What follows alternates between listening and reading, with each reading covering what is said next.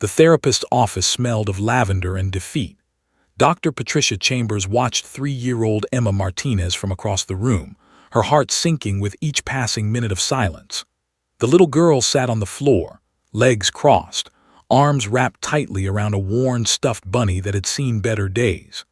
Emma's dark curls fell across her face like a curtain, hiding eyes that once sparkled with childhood joy but now held only emptiness. "Emma, sweetie," Dr. Chambers tried again, her voice gentle as a whisper. "Would you like to play with the dollhouse?"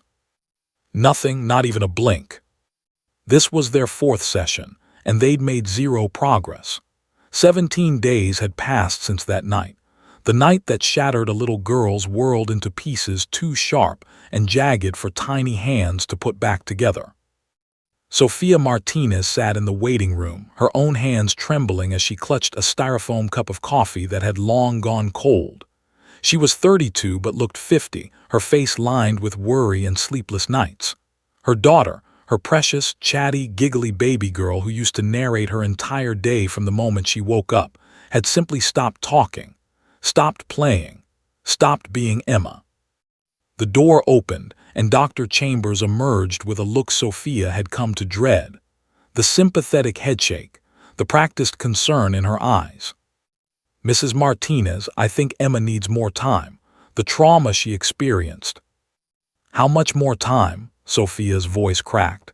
"It's been over 2 weeks. She won't eat, she barely sleeps, she just stares. What if she never comes back to me?" Dr. Chambers had no answer. Nobody did. Down at the Portland Police Department, Detective Sarah Chen stared at her case file with growing frustration. Marcus Webb's smug face glared back at her from the arrest photo clipped to the folder. They had him in custody, but the evidence was circumstantial at best.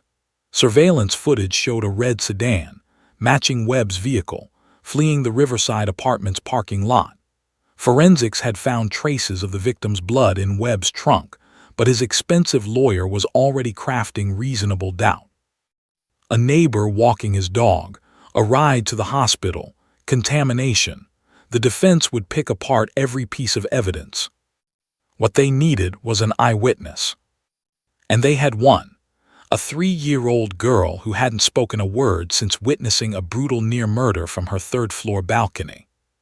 "This is impossible," Chen muttered, rubbing her temples. Her partner, Detective Mike Rossi, leaned against her desk. "Kid's been through hell, Sarah. Maybe we need to let this one go." "Let it go?" Chen looked up sharply. "David Reeves is barely out of his coma.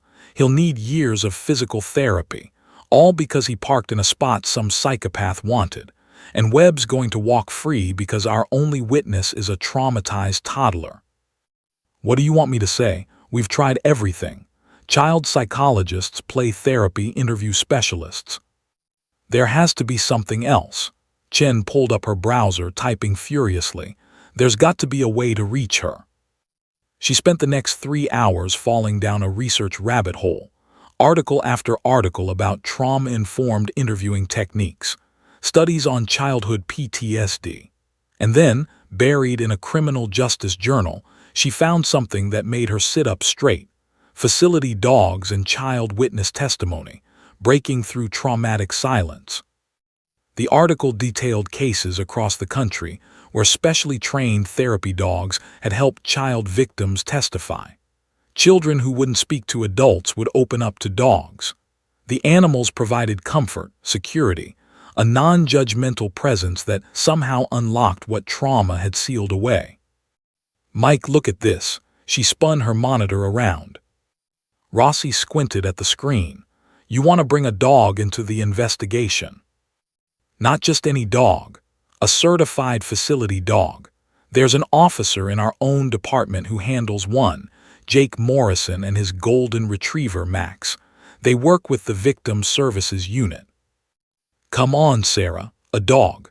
We're running out of time and you want to try some feel-good therapy experiment." Chen's jaw set with determination. "I want to try everything. That little girl saw something terrible. She's locked it away because she's terrified, and every adult who's tried to help her has only made it worse. Maybe what she needs isn't another doctor or another interview room. Maybe she needs a friend who doesn't ask questions, a friend who just listens. That evening, Sophia sat on Emma's bedroom floor, watching her daughter sleep fitfully. The nightmares came every night now. Emma would wake up screaming, pointing toward the balcony door, reliving whatever horror had burned itself into her young mind. The worst part? Sophia knew what Emma had seen. She'd been in the kitchen that October evening, making dinner, when Emma's scream pierced the air. Sophia had run to the balcony to find her daughter pressed against the railing, looking down at the parking lot 3 floors below. The scene was burned into Sophia's memory too. A man later identified as David Reeves, lying motionless on the pavement. Another man, Marcus Webb, though they didn't know his name then, kicking him repeatedly in the ribs, the stomach, the head. The sickening sounds. The blood spreading across the concrete like spilled paint. "Emma, get inside," Sophia had screamed, scooping her daughter up and pulling her away from the railing. But it was too late. Emma had seen everything, every brutal second. Sophia had called 911, her voice shaking as she reported the assault. By the time police arrived, the attacker was gone. David Reeves was rushed to the hospital with a skull fracture, broken ribs, and internal bleeding. He'd been in a coma for 12 days. And Emma had retreated somewhere Sophia couldn't reach. The police needed her testimony, but Sophia needed her daughter back even more. A soft knock on the doorframe made Sophia turn. Detective Chen stood there, her expression a mixture of hope and hesitation. "Mrs. Martinez, I know it's late, but I think I might have found a way to help Emma. It's unconventional, but I've been reading about cases where it's worked." Sophia stood slowly, careful not to wake her daughter. "Tell me everything." Detective Chen took a deep breath. "What would you say to introducing Emma to a very special dog?" For the first time in 17 days, Sophia felt something she'd almost forgotten: hope. Officer Jake Morrison had seen his share of skepticism over the years. The raised eyebrows, the barely concealed eye rolls, the dismissive comments about just a dog. But as he sat across from Detective Sarah Chen in the conference room at Portland Police Department headquarters, he recognized something different in her expression, desperation mixed with genuine curiosity. "You're serious about this?" Jake asked, studying the detective's face. "Completely serious." Chen slid the case file across the table. 3-year-old witness, traumatized into silence. Traditional methods have failed. I've read about your work with Max, Officer Morrison. 12 successful cases involving child witnesses. That's not luck, that's results. Jake opened the file, his expression darkening as he reviewed the details. The crime scene photos, the medical reports on David Reeves, Emma's intake interview notes, or rather, the lack thereof. Page after page marked with child unresponsive and no verbal communication achieved. 17 days of silence, he murmured. That's a long time for someone so young. Which is why I'm willing to try anything. Chen leaned forward. I know facility dogs are primarily used during testimony, helping kids feel safe enough to speak in court. But I've read about cases where they've been used earlier in the process, to build rapport, to create a safe space for initial disclosures. Jake nodded slowly. It's been done. Max has helped victims open up before trial, but there are no guarantees, Detective. Every child is different, every trauma is unique. Some kids respond immediately, others take weeks, and some, he paused, some never fully recover their ability to trust again. I understand the risks, but doing nothing isn't an option. Marcus Webb has 2 prior assault convictions. He's a violent predator, and without Emma's testimony, his lawyer will create enough reasonable doubt to get him acquitted. He'll walk free, and eventually he'll hurt someone else. Jake closed the file, his mind already made up. When can we start? Max knew something was different the moment Jake arrived at the K9 facility that morning. Dogs have an uncanny ability to read human emotions, and Max was particularly gifted in that department. The 4-year-old golden retriever had been specifically bred and trained for therapy work, selected from his litter for his calm temperament, his intuitive nature, and his remarkable patience. Unlike patrol dogs trained to apprehend suspects or detection dogs trained to find drugs and explosives, Max's training focused entirely on comfort. He'd learned to read body language, to sense anxiety and fear, to approach slowly and gently. He understood dozens of commands related to providing emotional support. Visit meant approach someone calmly. Lap meant rest his head in someone's lap. Steady meant stand still and provide physical support. "Hey, buddy," Jake knelt down, scratching Max behind the ears. "We've got an important job today, a little girl who needs your help. She's been hurt not physically but in here." He tapped his own chest over his heart. "Think you're up for it?" Max's tail wagged slowly, his brown eyes fixed on Jake's face with an intensity that always amazed the officer. Sometimes Jake swore the dog understood every word. They drove across Portland in Jake's unmarked SUV, Max sitting calmly in the back, watching the city pass by. Jake had done this many times before, but he never stopped marveling at Max's ability to sense when he was heading to work. The dog's demeanor would shift, not anxious but focused. "Ready." "Captain Reynolds is going to meet us there first," Jake told Max, checking his GPS. "He needs to sign off on using you outside the standard protocol. Then we'll meet the little girl and her mother. And Max, whatever happens, we take it slow. No pressure, just be yourself, buddy. That's all you ever need to be." Sophia Martinez paced the victim services office like a caged animal. Detective Chen had asked her to bring Emma here this morning, promising something that might help, but Sophia's hope was tempered by weeks of disappointment. How many times had someone promised a breakthrough that never came? Emma sat in a child-sized chair, holding her bunny, staring at the floor. She wore her favorite purple dress, the one Sophia had used to bribe her into getting ready this morning. Getting Emma to do anything these days required patience Sophia didn't always have. "Mrs. Martinez." Detective Chen entered with a uniformed officer and a man in his mid-30s wearing casual clothes. "This is Captain Tom Reynolds and Officer Jake Morrison." Sophia shook their hands mechanically, her eyes already searching for the dog she'd been told about. "Where's?" "Max is waiting in the hallway," Jake said gently. "Before we bring him in, I want to explain a few things. Max is what's called a facility dog, a specially trained therapy animal who works specifically with trauma victims, especially children. He's not a pet. He's a working dog with years of training in emotional support."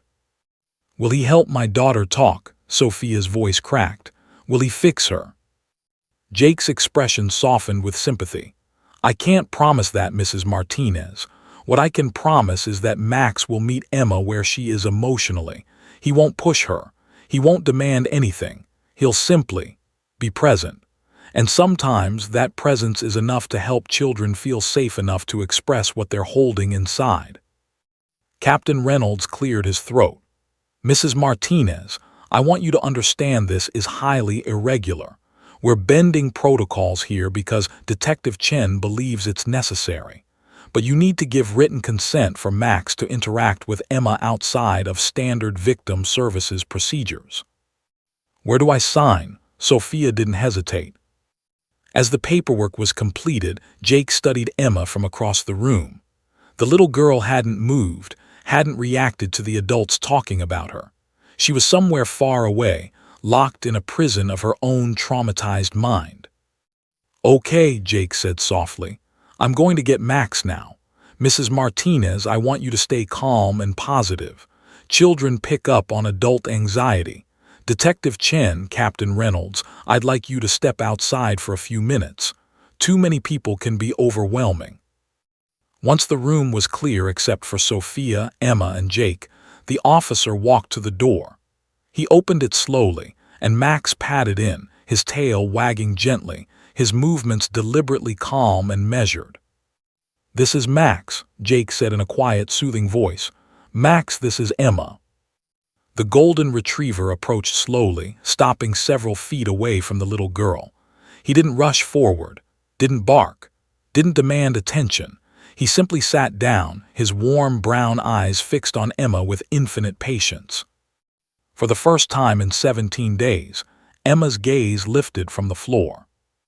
She looked at Max, and Max looked back, his tail giving one gentle thump against the carpet. It was the smallest of moments, the tiniest flicker of connection. But to Jake Morrison, who'd witnessed this miracle a dozen times before, it was everything. It was hope. Emma's fingers loosened slightly on her stuffed bunny. Her lips parted, though no words came out. But her eyes, those dark, haunted eyes that had seen too much, sparked with something that had been missing for weeks. Curiosity. "Good boy, Max," Jake whispered. "Very good boy." And so it began. Day one was nothing but silence and soft breathing. Emma sat on the carpet in the victim services playroom, Max lying beside her at a respectful distance. The golden retriever didn't move toward her, didn't push into her space. He simply existed near her, a warm, patient presence that demanded nothing in return. Jake Morrison sat in the corner, practically invisible, watching the dance of trust begin. Sophia stood outside the observation window with Detective Chen, both women clutching coffee cups like lifelines, their eyes fixed on the scene unfolding before them. "Why isn't he doing anything?" Sophia whispered after 30 minutes of stillness. "He is doing something," Chen replied softly. "He's waiting, he's showing Emma that he's safe." An hour passed, then another. Emma never spoke, but she watched Max. Her eyes would flick toward him, study his gentle face, then dart away. But each time her gaze lingered a little longer. Finally, as the afternoon sun slanted through the windows, something shifted. Emma's small hand released its death grip on her bunny. Her fingers stretched out across the carpet, inching forward until they were just 6 inches from Max's paw. Max's tail thumped once, gently, an invitation, not a demand. Emma pulled her hand back. Jake didn't move, didn't speak. He'd learned long ago that these moments were sacred, fragile as spider silk and twice as precious. 10 minutes later, Emma tried again. This time, her fingertips brushed the edge of Max's fur. The dog remained perfectly still, but his eyes radiated warmth. Emma touched him again, then again. Her fingers burrowed slightly into his golden coat, feeling the softness, the warmth, the realness of him. And then so quietly that Jake almost missed it, Emma whispered something. Not to him, not to her mother watching through the glass, but to Max. "Nice doggy." Day 2 brought breakthrough after breakthrough. Emma arrived at the center clutching her bunny, but with less resistance than before. The moment she entered the playroom and saw Max waiting, her eyes brightened. Just barely, but enough for Sophia to notice and feel her heart squeeze with hope. This time, Emma sat right next to Max. Within minutes, she was leaning against him, her small body pressed against his larger one, drawing comfort from his steady warmth. Jake began to introduce gentle activities. He'd roll a soft ball across the floor. Max would watch it but wouldn't chase. He was working, not playing. Emma watched too, her head resting on Max's side. "Emma," Jake said softly, "would you like to give Max a treat?" For the first time, Emma looked directly at Jake. Her eyes were still guarded, still carrying shadows too dark for someone so young, but she nodded. Jake held out a small dog biscuit. Emma took it with trembling fingers and held it out to Max. The retriever took it with exquisite gentleness, his mouth soft as velvet against her palm. A smile ghosted across Emma's face, small, fleeting, but real. Sophia burst into tears in the observation room. Day 3 was when Emma started talking, not to the adults but to Max. She whispered constantly to the dog, her lips moving rapidly as she poured out thoughts in a stream of consciousness monologue that only Max could hear. Jake watched, resisting every urge to lean closer, to try to catch the words. This wasn't about him hearing. This was about Emma finding her voice again, even if she was only sharing it with a dog. Max listened with the patience of a saint. His head rested in Emma's lap as she stroked his ears, her fingers working through his fur in repetitive, soothing motions. Whatever she was telling him, it was important, necessary. After an hour of this, Jake made a decision. He quietly opened his notebook and began to draw. Simple pictures, a house, a car, a stick figure. He slid the paper toward Emma along with some crayons. Emma looked at the drawing supplies, then at Max, then back at the crayons. Slowly, she picked up a red crayon. She drew a square, then 4 circles beneath it. A car. Jake's pulse quickened, but he kept his expression neutral. That's a nice car, Emma. What color is it? Emma touched the red crayon, then picked it up and colored the entire car red. A red car, Jake said softly. Does Max like red cars? Emma shook her head. Her hand moved to a black crayon, and she drew a stick figure next to the car, then another stick figure on the ground. The second figure had X's for eyes. Sophia gasped from the observation room. Detective Chen pulled out her phone, taking photos of every drawing. Emma, Jake said, his voice barely above a whisper, can you tell Max about these people? Emma leaned down, her mouth against Max's ear, whispering urgently. The dog's tail wagged slowly, encouraging her. Then Emma picked up the red crayon again and drew something that made Jake's blood run cold. Red marks all around the stick figure on the ground, surrounding it, pooling beneath it. Blood. Day 4 brought words the adults could finally hear. Emma was curled up against Max, her bunny forgotten in the corner. She'd been whispering to the dog for 20 minutes when suddenly, her voice rose just enough to carry across the room. He was so mean, Max, so mean. Jake froze. Detective Chen pressed her hand against the observation window. The nice man was getting out of his car, Emma continued, her voice small but clear. And the bad man was yelling. Mommy says not to yell. Yelling is mean. Max shifted slightly, settling his head more firmly in Emma's lap, giving her his full attention. The bad man pushed the nice man down, and then, Emma's voice cracked. Her fingers gripped Max's fur tighter. He kicked him, Max. He kicked him really hard, in the tummy, and the nice man made a bad sound, like he was crying but couldn't breathe. Tears streamed down Emma's cheeks, but she kept talking, the words tumbling out now like water through a broken dam. There was red stuff everywhere, on the ground, on the nice man's face. I wanted to help, but Mommy said stay inside. I watched from the balcony. I saw everything. You were very brave, Jake said gently, his own voice thick with emotion. Emma looked at him, really looked at him for the first time since they'd met. I was scared. Being brave doesn't mean you're not scared, Emma. It means you're scared, but you don't let that stop you from telling the truth. Emma nodded slowly, then looked back at Max. Max isn't scared of anything, right? Max is brave just like you, Jake assured her. Day 5 was the day Detective Chen joined them in the room. Emma tensed when Chen entered, but Max's steady presence kept her grounded. Chen sat on the floor, maintaining distance, her voice as gentle as she could make it. Emma, I'm Detective Chen. I help people who get hurt, like the nice man you saw. His name is David. Because of you, we found the bad man who hurt him. Emma's eyes widened. You did? Yes, but Emma, we need your help to make sure the bad man can't hurt anyone else ever again. Do you think you could tell me what you told Max, about what you saw? Emma looked at Max. The dog's tail wagged encouragingly. Taking a deep breath that seemed too big for her small body, Emma nodded. Okay, I'll tell you, but Max has to stay. Max isn't going anywhere, Jake promised. And with a therapy dog's head in her lap and his warmth against her side, 3-year-old Emma Martinez finally told her story to someone who could bring a violent man to justice.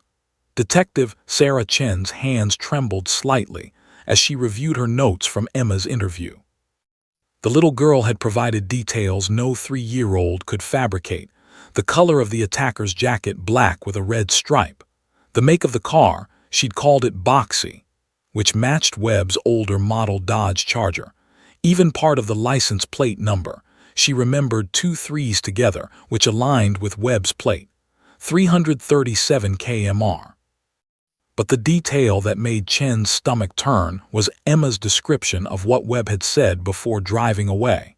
The child had repeated words she clearly didn't understand, words no toddler should ever hear. "That's what you get for disrespecting me." Those exact words had been mentioned in Webb's previous assault cases. Chen picked up her phone and dialed the prosecutor's office. "Janet, it's Sarah Chen. I've got something on the Marcus Webb case. You're going to want to hear this." Marcus Webb sat in his apartment in southeast Portland, drinking his 3rd beer of the afternoon and watching a basketball game he didn't care about. His lawyer, Randall Pierce, had assured him the case was weak. Circumstantial evidence.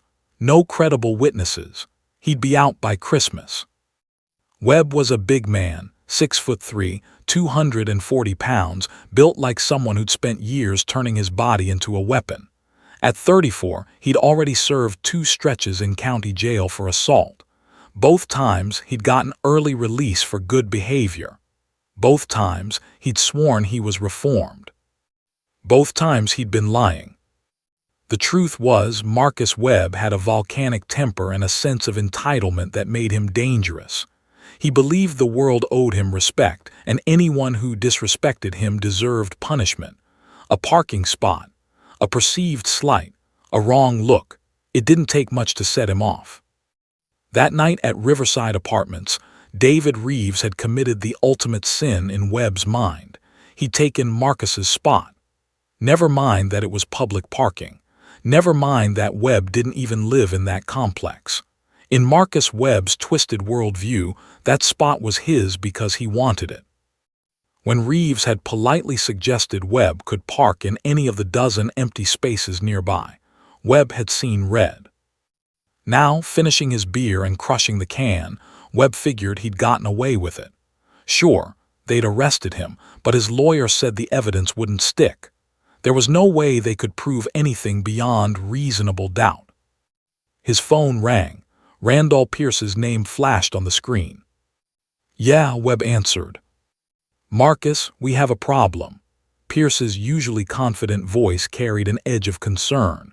"The prosecution has a witness, a child who claims she saw the entire assault from her balcony." Webb's blood went cold. He remembered now, the apartment building overlooking the parking lot. He'd been so focused on Reeves, so consumed by rage, that he hadn't thought about witnesses. "A kid? Come on, Randall. No jury's going to believe some kid." "This child has provided specific details about the assault. The police have just filed additional charges based on her testimony. Marcus, they're moving forward with attempted murder charges." The phone slipped in Webb's sweaty palm. "Attempted murder? You said I was looking at aggravated assault, Max." That was before they had an eyewitness. Before the victim came out of his coma with permanent brain damage. This changes everything. "So what do we do?" Webb's voice rose to a shout. "We prepare for trial, and Marcus, do not do anything stupid. Do not try to contact this witness or her family. Do not leave town. Do not give them any ammunition. Understand?" Webb hung up without answering. His mind raced, calculating. A kid witness.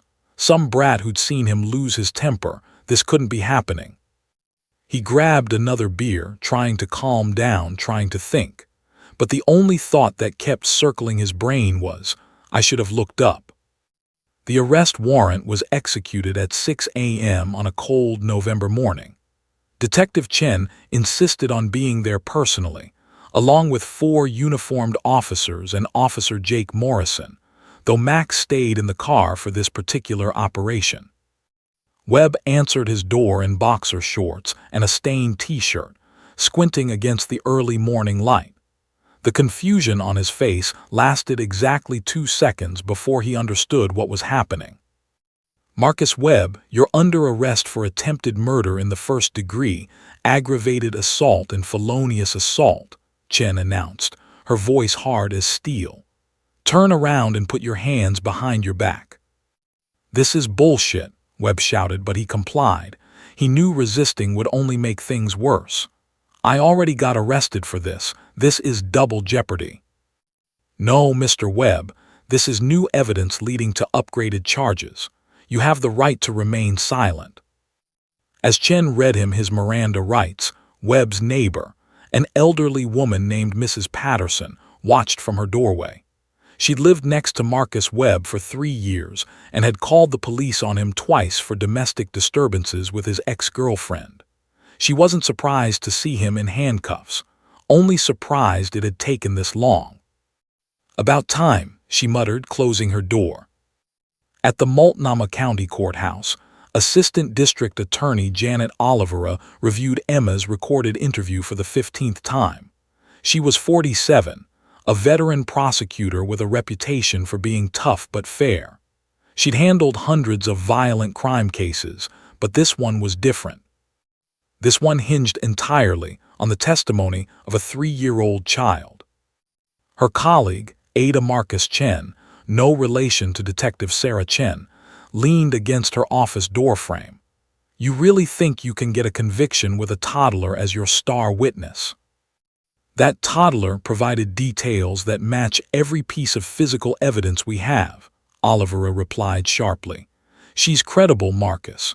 More credible than half the adult witnesses I've worked with. Randall Pierce is going to tear her apart on cross-examination. You know his reputation. Olivera did know. Randall Pierce was one of Portland's top defense attorneys, expensive, ruthless, and devastatingly effective in the courtroom. He specialized in creating reasonable doubt, in finding the weak points in prosecution cases and exploiting them mercilessly. And he'd already filed a motion to exclude Emma's testimony entirely, arguing that a 3-year-old lacked the cognitive ability to reliably recall events, and that her testimony had likely been contaminated by suggestive interviewing techniques. He's going to argue she's too young, Marcus continued, that her memory is unreliable, that the therapy dog influenced her testimony. Then we'll need an expert witness to establish her competency, a child psychologist who can testify that Emma's account is consistent, detailed, and credible. Olivera made a note on her legal pad. And we'll need to prepare Emma for what testifying will be like, the courtroom, the people watching, the questions. You're really going to put that child through a trial. Olivera looked up, her eyes flashing. Marcus Webb put that child through trauma that will affect her for the rest of her life. He beat a man nearly to death over a parking space. If Emma is strong enough and willing to testify, then yes, I'm going to give her that opportunity. Because that little girl deserves to see justice done. 3 days later, Marcus Webb sat in the Multnomah County Jail, orange jumpsuit replacing his street clothes, bail denied due to the severity of the upgraded charges and his prior record. His cellmate, a guy named Tommy who was in for fraud, asked what he was in for. Assault, Webb muttered. Yeah, what happened? Webb's jaw clenched. Some guy disrespected me. I taught him a lesson. Now they're trying to give me attempted murder because some kid claims she saw something. Tommy whistled low. A kid witness. Man, that's rough. Juries eat that up. She's 3 years old. Nobody's going to believe her. But even as Webb said it, doubt gnawed at him, because he knew what he'd done. He remembered every kick, every moment of savage violence.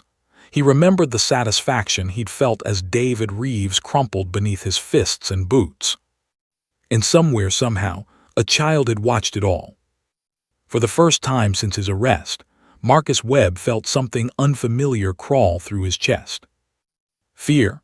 The motion hearing was packed with journalists, legal observers, and advocacy groups on both sides of an explosive question. Should a therapy dog be allowed in the courtroom during a child's testimony? Judge Michelle Garrett presided over Courtroom 4A in the Multnomah County Courthouse. her silver hair pulled back in a neat bun, her expression revealing nothing as she listened to Randall Pierce's impassioned argument. "Your Honor, this is nothing more than a calculated attempt by the prosecution to manipulate the jury's emotions," Pierce declared, his voice carrying the practiced resonance of a seasoned attorney.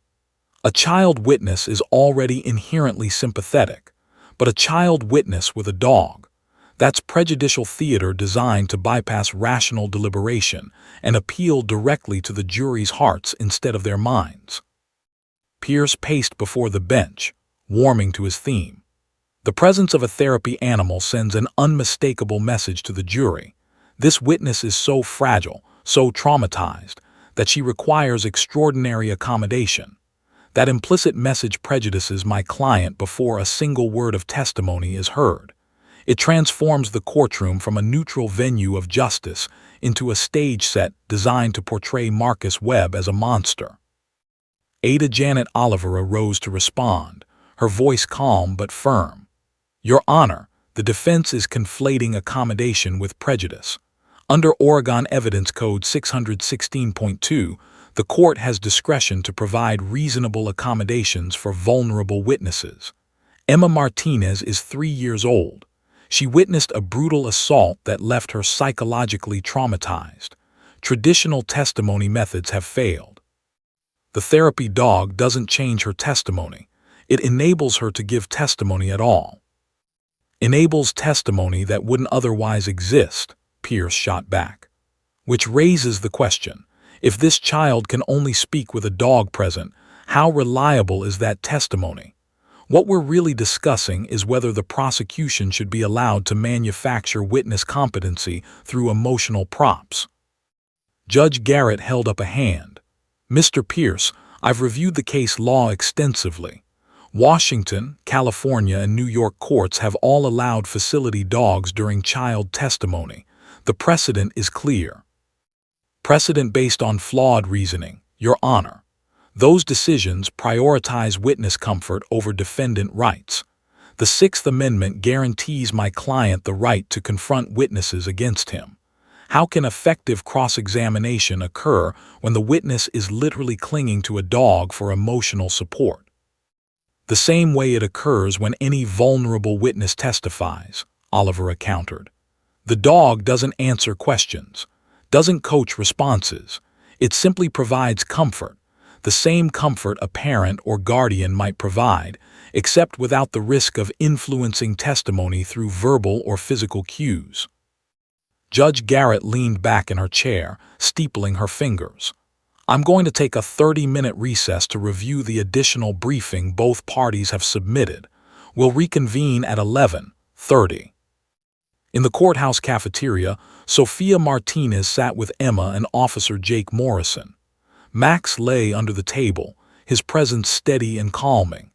Emma picked at a sandwich, her appetite diminished by the strange environment and the weight of what was coming. "How much longer?" Sophia asked Jake quietly. "Judge should rule within the hour. If she allows Max in the courtroom, we'll do a walkthrough this afternoon.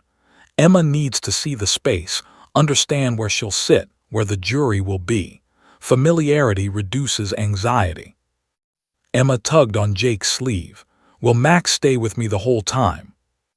"The whole time," Jake promised. "He'll sit right next to you. If you get scared, you can pet him. If you need a break, we'll take one. You're in control, Emma, always." But Emma didn't feel in control. She felt small and scared. The courthouse was huge and echoing, filled with serious-faced grown-ups in dark suits. She'd heard her mommy and Detective Chen talking about the bad man being here in this same building, and the thought made her stomach hurt. Max sensed her distress and shifted, pressing his warm body against her leg. Emma's hand dropped automatically to his head, fingers finding comfort in his soft fur. "Good boy," she whispered. Judge Garrett's ruling came at 11:47 a.m. After careful consideration of the arguments, case law, and the unique circumstances of this case, I'm ruling in favor of the prosecution. The therapy dog, Max, will be permitted to accompany the witness during testimony. Pierce shot to his feet. "Your Honor, I must object in the strongest possible terms." "Your objection is noted for the record, Mr. Pierce. However, I'm implementing specific guidelines to address your concerns. First, the dog will be positioned such that it's not visible to the jury. Second, the prosecution is prohibited from drawing any attention to the dog's presence in their questioning. Third, if at any point I determine the dog's presence is influencing testimony inappropriately, I will remove the accommodation immediately." "Your Honor, this is reversible error. We will appeal." "That is your right, Counselor, but in the meantime we will proceed to trial. Jury selection begins Monday, December 9th.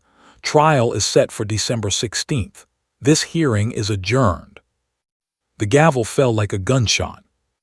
Outside the courtroom, Pierce cornered the media scrum that had been waiting for exactly this moment. This ruling prioritizes emotion over justice. A courtroom is not a therapy session. My client's constitutional rights are being sacrificed on the altar of feel-good judicial activism. On the courthouse steps, Olivera gave her own statement. Judge Garrett made the right decision. Emma Martinez deserves the opportunity to be heard, and this accommodation ensures that can happen. This isn't about sympathy. It's about access to justice for all witnesses, regardless of age. The story exploded across local and national media within hours. CNN ran a segment titled "Therapy Dogs in Court, Justice or Prejudice." Fox News brought in legal analysts who argued both sides. Social media erupted with hashtags, "Justice for Emma, Fair Trial Rights," "Therapy Dogs in Court." Everyone, it seemed, had an opinion. Everyone except the one person whose opinion mattered most, 3-year-old Emma Martinez, who just wanted the nightmares to stop. December 16th arrived cold and gray, Portland's winter sky threatening rain. By 7:00 a.m., news vans lined the street outside the courthouse. Reporters jockeyed for position, testing microphones, briefing camera operators. Inside, Sophia dressed Emma in the outfit they'd picked together. A simple blue dress with white flowers, white tights, and Emma's favorite shoes, the ones that lit up when she walked. Emma had insisted on those shoes. "So Max can see me in the dark if it gets scary," she'd explained. Sophia's heart had broken a little more at that. Detective Chen arrived at 7:30 to escort them through the underground entrance, avoiding the media circus. Jake and Max were already there, waiting in a private room set aside for witnesses. "How is she?" Jake asked Sophia quietly. "Terrified, she barely slept, had nightmares all night about the bad man." Jake knelt in front of Emma. "Remember what we practiced. You're going to sit in a special chair. I'll be right there with you. Max will be right there. All you have to do is tell the truth about what you saw. Can you do that?" Emma looked at Max. The golden retriever's tail wagged encouragingly, his brown eyes warm with unconditional support. "I can do it," Emma whispered, "for the nice man who got hurted." At 8:45 a.m., the courtroom doors opened. The gallery filled quickly, journalists, legal observers, victim advocates, and in the back row, David Reeves himself, still recovering but determined to attend. At 9:00 a.m. sharp, the bailiff called out, "All rise. The Multnomah County Circuit Court is now in session, the Honorable Judge Michelle Garrett presiding." Judge Garrett took her seat. "Please be seated. We're here for the trial of State v. Marcus Webb. Is the prosecution ready?" "Ready, Your Honor." "Is the defense ready?" "Ready, Your Honor." Pierce's voice dripped with barely concealed contempt. "Very well, bring in the jury." The trial of Marcus Webb had begun, and somewhere in the witness room, a 3-year-old girl held tight to a therapy dog and gathered her courage. The prosecution's case had been methodical and devastating. Over 3 days, Janet Olivera had presented surveillance footage showing Webb's red Charger fleeing the scene. Forensic experts testified about blood evidence found in his vehicle. Medical professionals detailed David Reeves' injuries. fractured skull, broken ribs, ruptured spleen, traumatic brain injury that would affect him for the rest of his life. But everyone knew the real moment of truth was coming. The child witness, the 3-year-old who had seen everything. On the morning of December 19th, the courtroom buzzed with anticipation. Marcus Webb sat at the defense table, his jaw clenched, his eyes cold. He wore a tailored suit that his lawyer had insisted upon, an attempt to make him look respectable, civilized. But no amount of expensive clothing could hide the violence that simmered beneath his surface. "The prosecution calls Emma Martinez to the stand," Oliveira announced. The courtroom doors opened, and Officer Jake Morrison appeared, holding Emma's small hand. Max walked beside them, his golden coat gleaming under the fluorescent lights, his gait calm and measured. Emma wore her blue dress with the white flowers, her light-up shoes flashing with each tentative step. The gallery erupted in whispers. Several jury members sat forward, their expressions softening at the sight of the tiny witness. Judge Garrett's gavel cracked sharply. "Order! I will have order in this courtroom." Emma's eyes were wide as dinner plates, taking in the rows of strangers, the high ceilings, the imposing judge's bench. Her breathing came quick and shallow. Jake felt her hand trembling in his. "You're doing great, Emma," he whispered. "Max is right here, I'm right here." They approached the witness stand, where a special booster seat had been arranged so Emma could be seen by the jury. The court clerk, a grandmother herself, smiled warmly as she held out a children's book for the oath. "Emma, do you promise to tell the truth today?" Judge Garrett asked gently, her voice softer than anyone had heard it all trial. Emma nodded, then remembered what Jake had taught her. "Yes." "You may be seated." Jake helped Emma into the booster seat. Max immediately settled at her feet, positioning himself so Emma could reach down and touch him. The therapy dog had done this before, but never in circumstances quite this intense, quite this important. Emma's hands gripped the edge of the witness stand, her knuckles white. She looked so small up there, so impossibly vulnerable. In the gallery, Sofia Martinez pressed a tissue to her mouth, fighting back tears. Janet Oliveira approached slowly, her movements deliberately non-threatening. "Hi, Emma, do you remember me?" "You're Miss Janet. You gave me the coloring book." "That's right. Emma, I'm going to ask you some questions, and I want you to answer as best you can. If you don't understand something, just tell me, okay?" "Okay." "Emma, where do you live?" "At Riverside Apartments, on the 3rd floor. I can see the parking lot from my balcony." "And on October 15th, did you see something from that balcony?" Emma's breathing quickened. Her hand dropped to Max's head, fingers burrowing into his fur. "Yes." "Can you tell us what you saw?" I saw," Emma's voice faltered. She looked at Max, drawing strength from his steady presence. "I saw 2 men in the parking lot. One was getting out of his car, the nice man." "What happened next?" "Another man came. He was yelling, really loud. My mommy says we shouldn't yell." "What was the other man doing?" Emma's lip trembled. "He pushed the nice man down, and then he started kicking him, over and over, in the tummy and the head and everywhere." The courtroom was absolutely silent. Several jury members had tears in their eyes. "Was there anything else?" Oliveira asked softly. "Blood, there was so much red. It was everywhere on the ground, and the nice man wasn't moving anymore. He just laid there." "Emma, you're very brave. Thank you for telling us." Oliveira returned to her table. Randall Pierce stood, adjusting his tie. This was his moment, to dismantle a child's testimony, to plant seeds of doubt. He approached the witness stand, his expression calculatedly gentle. "Hello, Emma. My name is Mr. Pierce." Emma shrank back slightly. Max shifted, pressing closer to her legs. "Emma, you said you saw this from your balcony. That's very far away, isn't it? 3 floors up." "I could see good. I see the parking lot every day." "But it was nighttime, wasn't it? Dark outside. There are lights, big lights in the parking lot. Pierce's smile didn't reach his eyes. Emma, has anyone told you what to say today? Your mommy, Detective Chen, Officer Morrison. Objection, Oliver snapped. Counsel is badgering the witness. Sustained, Mr. Pierce, adjust your approach. Pierce nodded, recalibrating. Emma, you were very scared that night, weren't you? Sometimes when we're scared, we don't remember things clearly. I remember. Emma's voice rose, sudden tears spilling down her cheeks. I remember everything. I see it when I close my eyes. I see it in my dreams. That's when Marcus Webb made his fatal mistake.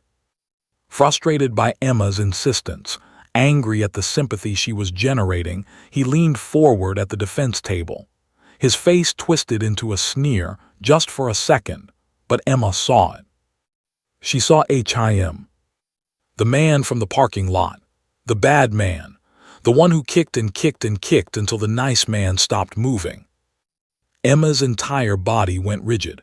Her eyes locked on Webb's face. The color drained from her cheeks. Her breathing became rapid, panicked. The courtroom tilted and spun around her. Max felt the surge of terror in his small companion. Instantly, the therapy dog stood, placing his head directly in Emma's lap, his body pressed against the witness stand. Emma grabbed him desperately, burying her face in his golden fur, her small body shaking. Emma, Judge Garrett's voice carried concern. Do you need a break? But Emma wasn't listening to the judge. She wasn't listening to anyone except her own racing heartbeat and the memories flooding back in vivid, terrifying detail. The yelling, the violence, the blood, all of it condensed into the face of the man sitting 20 feet away, the man who thought he'd gotten away with it. Emma lifted her head from Max's fur. Her cheeks were wet with tears, but her eyes, those dark, haunted eyes, blazed with something stronger than fear. Recognition, certainty, truth. She looked directly at Max, the only safe thing in this entire terrifying room, and spoke 2 words in a trembling voice that somehow carried to every corner of the courtroom. Bad man. The words hung in the air like a thunderclap. But Emma wasn't finished. With Max's warmth giving her strength she didn't know she possessed, Emma lifted one small finger and pointed directly at Marcus Webb. That bad man, the courtroom exploded. Order, order.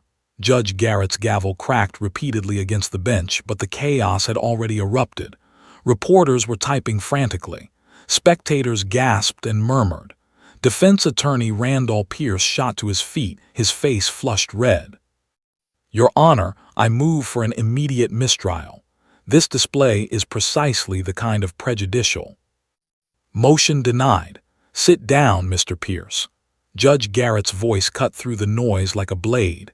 Everyone will remain silent or I will clear this courtroom. That includes you, counselor. But the damage, or rather the truth, was already unleashed. Emma's small finger remained extended, pointing unwavering at Marcus Webb. The man who had looked so confident moments ago now sat frozen, his face drained of color, his eyes wide with something that looked remarkably like panic. At the defense table, Webb leaned toward his attorney and hissed, She's just a kid. She doesn't know what she's saying. Quiet, Pierce snapped back, knowing every jury eye was on his client. Emma's hand dropped back to Max's head, drawing strength from the therapy dog's steady presence. Her tears hadn't stopped, but her voice grew clearer, stronger, as if speaking the words aloud was releasing something that had been trapped inside her for 2 months. That bad man hurt the nice man, Emma continued, her voice carrying across the silent courtroom. I saw him from my balcony. He was yelling mean words, really mean words that Mommy says I shouldn't ever say. Janet Oliver approached carefully, recognizing that Emma was in a flow state, traumatic memories pouring out in a way that couldn't be coached or manufactured. Emma, can you tell us more about what the bad man did? Emma nodded, her fingers working through Max's fur in rhythmic motions, grounding herself. The nice man was just getting out of his car. It was a blue car. He was carrying bags from the store. I remember 'cause one bag had a picture of food on it. Several jury members leaned forward. These were details no one had mentioned to Emma, details that matched exactly what investigators had found. David Reeves had indeed been carrying groceries, including a bag from a local market. The bad man walked up really fast. He was so angry, his face was all red and scrunched up. Emma demonstrated, scrunching her own small face. He yelled, "That's my spot." But it wasn't his spot. We have parking for everyone. In the gallery, David Reeves felt tears streaming down his face. He remembered now fragments of that night coming back. The angry man, the shouting. He tried to de-escalate, to be reasonable. Emma continued, her voice dropping to barely above a whisper, forcing everyone to strain to hear. The nice man said something quiet. I think he was trying to be nice. But the bad man didn't want nice. He pushed him really hard. The nice man dropped his bags. The food spilled everywhere. Max shifted slightly, keeping his head firmly in Emma's lap, his eyes never leaving her face. The golden retriever could sense the importance of this moment, the weight of what his small companion was carrying. Then the bad man, Emma's voice cracked, her whole body trembled. He kicked the nice man in the tummy, and when the nice man bent over, he kicked him in the face. I heard a bad sound, like when I dropped Mommy's plate and it broke. Sophia Martinez sobbed openly in the gallery. Officer Jake Morrison, standing near the witness box, felt his own eyes burning with tears. The nice man fell down on the ground, and the bad man didn't stop. He kept kicking and kicking. He kicked his head and his back and his legs. The nice man tried to cover his head with his arms, but Emma's voice broke completely. But the bad man was so mean, so mean. Emma, Olivera said gently, did the bad man say anything else? Emma nodded, wiping her eyes with one hand while keeping the other on Max. After the nice man stopped moving, the bad man stood over him. He said, Emma paused, clearly trying to remember the exact words.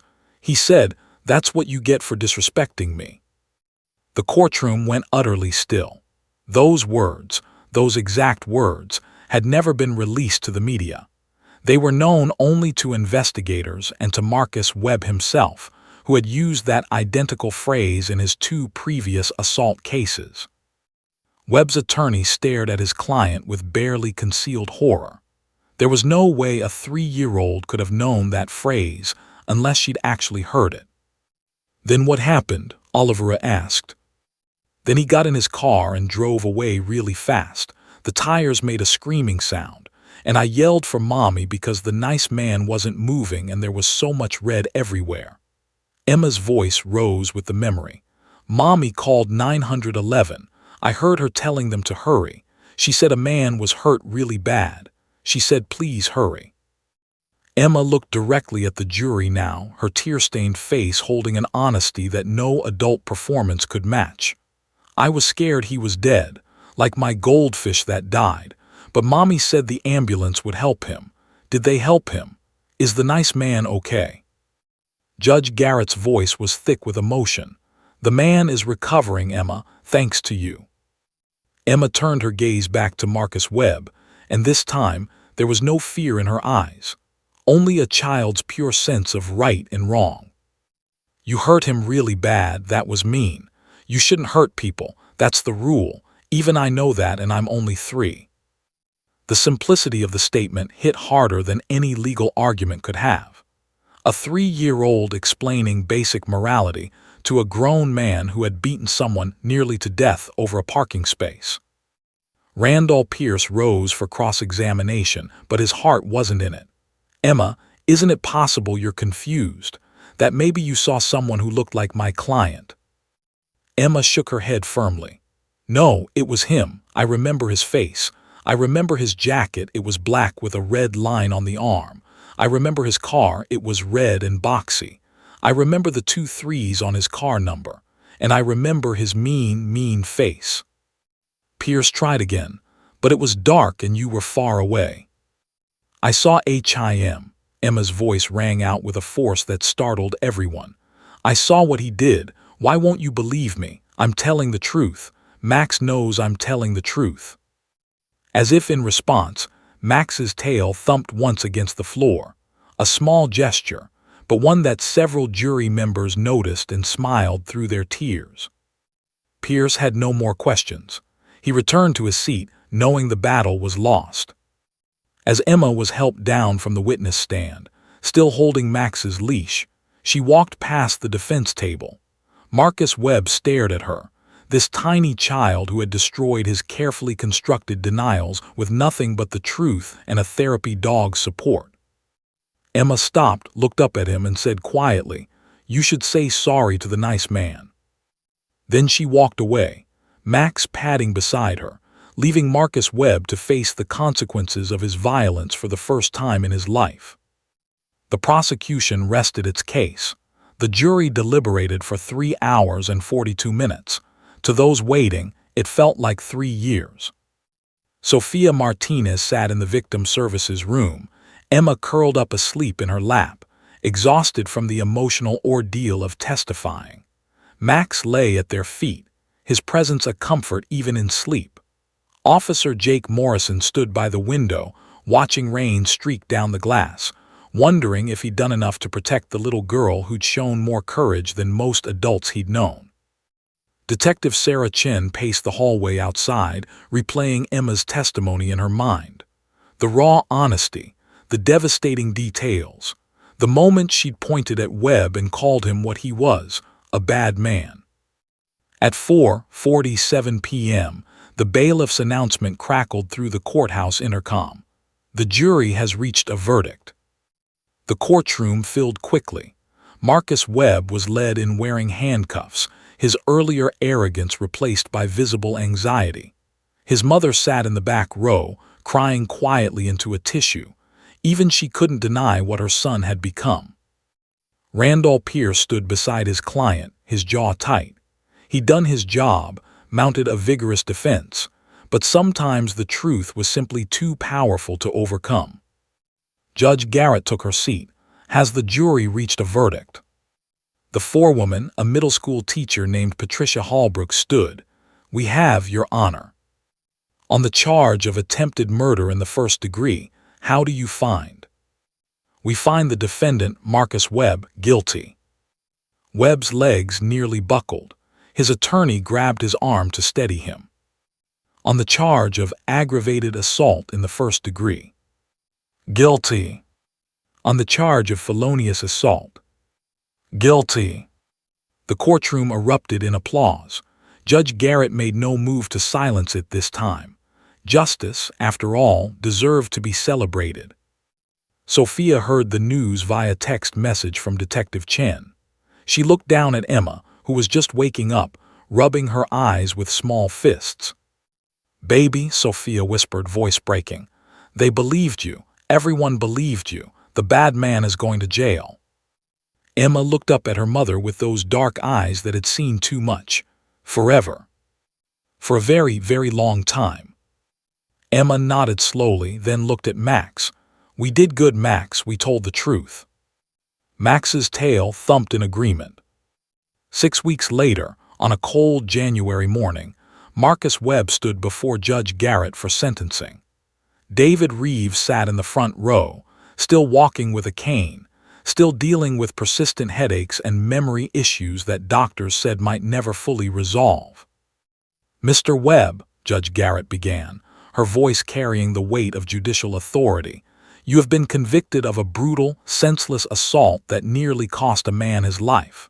Your actions were driven by rage over something as trivial as a parking space. You showed no mercy, no restraint, no humanity." Webb stared at the floor, unable to meet the judge's eyes. The victim impact statements paint a picture of devastation, not just to Mr. Reeves, but to his family, his career, his entire life. He will carry the physical and psychological scars of your violence forever. Judge Garrett paused, letting the words sink in. But perhaps the most profound impact was on a 3-year-old child who witnessed your brutality. A little girl who had to relive that trauma, who had to face you in this courtroom, who had to find courage most adults don't possess. She leaned forward. It is the sentence of this court that you be imprisoned in the Oregon Department of Corrections for a term of 18 years, with credit for time served. You will be eligible for parole only after serving a minimum of 15 years. In addition, you will be required to pay restitution to David Reeves for medical expenses and ongoing care. Webb's mother wailed from the gallery. Webb himself showed no emotion, just nodded mechanically as the bailiff prepared to take him away. "One more thing, Mr. Webb," Judge Garrett added. "I hope you spend your time in prison reflecting on the fact that a 3-year-old child had more integrity, more courage, and more moral clarity than you've shown in your entire adult life." As Webb was led away in shackles, he glanced once toward the gallery where Emma and Sophia sat. Emma didn't flinch. She simply held her mother's hand and watched the bad man disappear through the doors.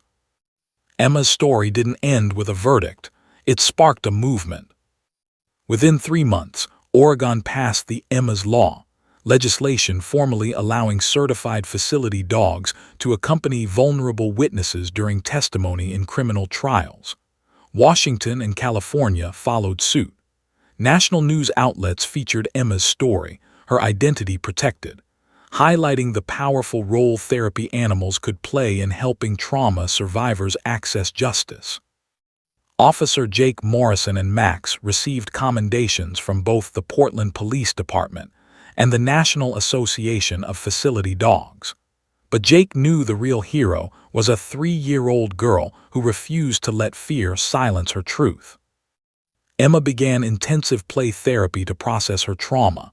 Progress was slow but steady. The nightmares gradually decreased. Her smile returned, hesitant at first, then more frequent. She started preschool and made friends. She drew pictures of happy things, flowers, butterflies, rainbows. The red crayon stayed mostly unused now. And once a month, like clockwork, Officer Morrison brought Max to visit. On Emma's 4th birthday, a surprise visitor arrived at her party at the local park. David Reeves, walking better now, carrying a wrapped present and wearing a nervous smile. Emma's eyes widened with recognition. "The nice man, Mommy, it's the nice man." David crouched down, tears already streaming down his face. "Hi, Emma, I wanted to thank you. Because of you, I'm here. Because of your bravery, the man who hurt me can't hurt anyone else." Emma considered this seriously. Then she threw her arms around David's neck in a fierce hug. "I'm sorry the bad man hurt you," she whispered, "but I'm happy you're okay now." David hugged her back, overwhelmed with emotion. "I'm okay because of you, sweetheart. You're my hero." Emma pulled back, giggling. "I'm not a hero, I'm just Emma, but Max is a hero. Max is the best dog in the whole world." As if summoned, Max appeared, tail wagging, ready to join the birthday celebration. Jake Morrison followed, carrying a special gift, a framed photo of Emma and Max from the day they'd first met, both of them sitting together in the interview room, the beginning of an extraordinary bond. Emma squealed with delight when she saw Max. She ran to him, dropping to her knees and hugging the golden retriever tight. "Max, you came to my party." Max's tail wagged so hard his entire back half wiggled. He licked Emma's face, making her dissolve into giggles, the sound of pure childhood joy, unmarred by darkness.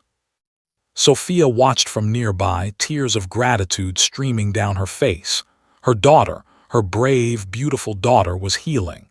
The nightmares hadn't disappeared completely, and maybe they never would. But Emma was laughing again, playing again, being 4 years old again. Detective Chen joined Sophia, both women watching the birthday girl play with her therapy dog. "She's remarkable, you know," Chen said softly. "She is," Sophia agreed, "but she shouldn't have had to be. No child should have to be that brave." "You're right, but she was. And because she was, justice was served. That matters, Sophia. What Emma did matters." As the party continued, children running, cake being served, presents being opened. Emma sat in the grass with Max, telling him all about turning 4, about her new preschool teacher, about the friend she'd made named Lily. Max listened with infinite patience, his brown eyes warm and attentive, understanding in the way only therapy dogs can that his job wasn't finished. It would never be finished, because healing wasn't a destination, it was a journey. And as long as Emma needed him, Max would be there. Officer Morrison watched them together and felt that familiar tightness in his chest, the one he got every time he witnessed the profound bond between a traumatized child and a therapy dog who helped them find their voice. Emma looked up suddenly, catching Jake's eye. "Officer Jake, can Max come to my school for show and tell?" Jake laughed. "We'll have to ask your teacher, but I bet Max would love that. I'm going to tell everyone how Max helped me be brave, how he was my friend when I was scared." "That sounds perfect, Emma." As the sun set over Portland, painting the sky in shades of orange and pink, Emma Martinez, once a silent, traumatized 3-year-old, stood up and announced loudly to everyone at her party, "I want to say something. When I grow up, I'm going to help kids who are scared, just like Max helped me, because everyone deserves to have a friend who makes them brave." The adults applauded, the children cheered, and Max, patient and loyal as always, simply wagged his tail. Because sometimes the smallest voices, given the right support, speak the loudest truths. And sometimes justice comes on 4 paws and wears a golden coat. The end.